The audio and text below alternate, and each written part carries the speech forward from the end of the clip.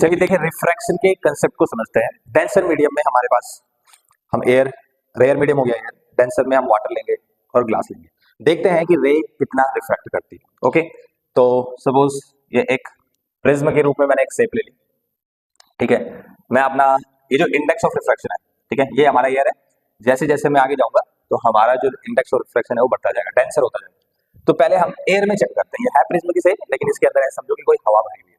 अब इसमें देखते हैं क्या लाइट रिफ्रैक्ट होगी, ये कितने अमाउंट में रिफ्रैक्ट होगी। तो चलिए लाइट पास करा के देखते हैं।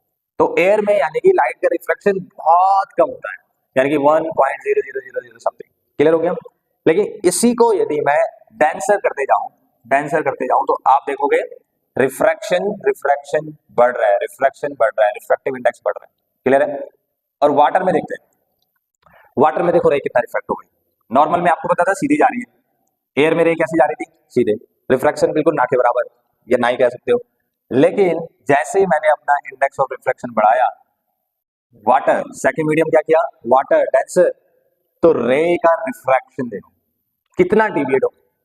और जैसे ही मैं सेकंड मीडियम यानी कि जो डेंसर मीडियम है उसको वाटर से ग्लास में ले जाता हूं, अब इसको एक ग्लास मानो, क्या मानो, ग्लास। अभी पहले क्या था, वाटर, उससे पहले क्या था, एयर। लेकिन अब ये ग्लास है। अब इसमें देखते हैं लाइट कितना बैंड होती है, राइट। तो देखिए, तो यहां से क्या ऑब्जर्वेशन हुई कि यानी कि जैसे जैसे मीडियम डेंसर होता जाएगा, क्या होता जाएगा, जैसे जैसे मीडियम डेंसर होता जाएगा, लाइट का जो डिविएशन है वो बढ़ता जाएगा। और सबसे ज्यादा डिविएशन आपको पता है किसमें होती है, सबसे ज्यादा डिविएशन जो होती है वो डायमंड में होती है। किसमें होती है, डायमंड में होती है। क्लियर है। तो I hope you understood the concept of the refraction.